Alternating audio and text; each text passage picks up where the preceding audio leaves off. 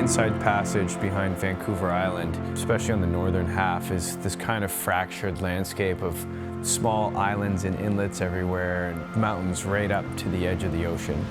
And those mountains continue down into the troughs as well, so you get really deep areas of water, as well as these sort of pinched areas where you get tidal flows where you can have currents of upwards of 14 knots. The variability in the weather as well, and how there can be extremes in single days where it goes from sunny to the most intense windstorm. It's a humbling landscape.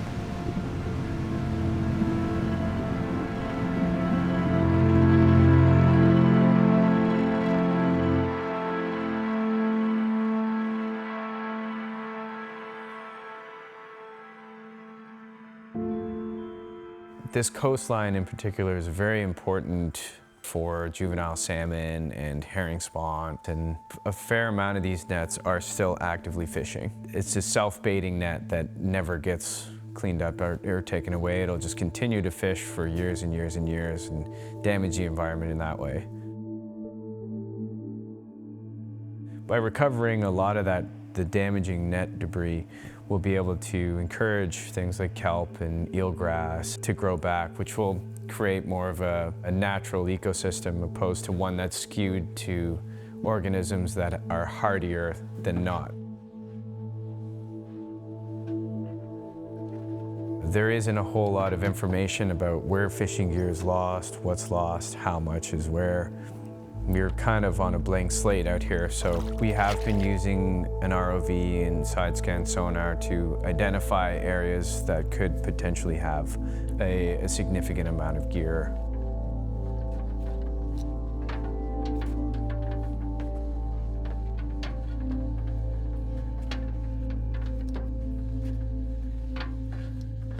We're taking a look to see kind of the best route forward to clean this area up. A rough estimate would be 6 to 8 tons of aquaculture gear, fish farm gear, some commercial fishing equipment, as well as the odd sink and toilet I think we found on the last one. So there's some plastic and there's some netting, and so we'll see what we find.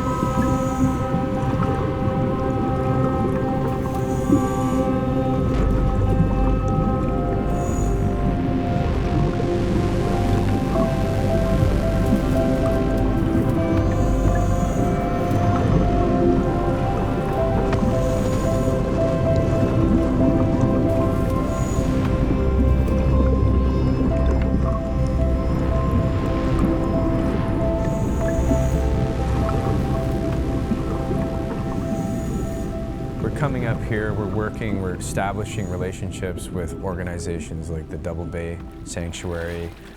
Everywhere we go when we start doing these surveys and cleanup activities, is primarily in these smaller communities, is there's groups that are keen to do this type of work.